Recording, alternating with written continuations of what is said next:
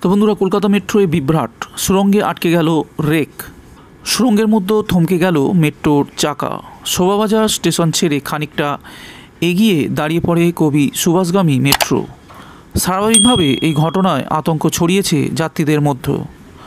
যাত্রীদের উদ্ধার করা হয় দ্রুততার সঙ্গে। বেলা 12টা 15 মিনিট নাগাদ এই ঘটনাটি ঘটেছে বলে সূত্রের খবর। যান্ত্রিক ত্রুটির জেরে কলকাতা মেট্রোয় ভোগান্তির ঘটনা নতুন কিছু নয়। এর আগেও একাধিকবার এই সমস্যার সম্মুখীন হতে হয়েছে শহরবাসীকে। উল্লেখ্য, কয়েক বছর আগে বিদ্যুৎ বিভ্রাটের জেরে সুড়ঙ্গের মধ্যে অন্ধকারে সার দিয়ে দাঁড়িয়ে পড়েছিল ট্রেন।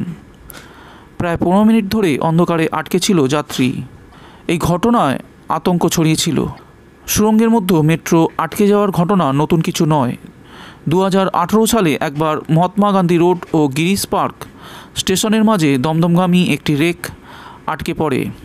সেবার বাকি কামরার দরজা খুলে যাত্রীদের প্ল্যাটফর্মে নামিয়ে আনা হয়েছিল। রেকের সমস্যার জেরেই সেদিন ওই ঘটনা ঘটেছিল বলে মনে করা হয়েছিল। অন্যদিকে ওই বছর আতঙ্ক ছড়িয়েছিল কলকাতা মেট্রোয়।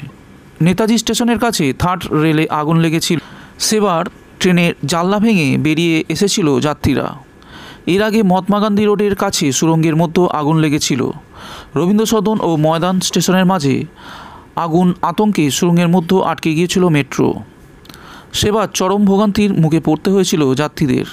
এদিকে কলকাতা মেট্রোর আত্মহত্যার ঘটনাই প্রায় ঘটছে, যার জেরে মেট্রো চলাচলে সমস্যা দেখা দিচ্ছে। কদিন আগেই নববর্ষের দিন অনির্বাণ নামক বছর 35-এর এক যুবক আত্মঘাতী হন। ওই যুবক শিয়ালদা মুচিপাড়া এলাকার বাসিন্দা বলে খবর।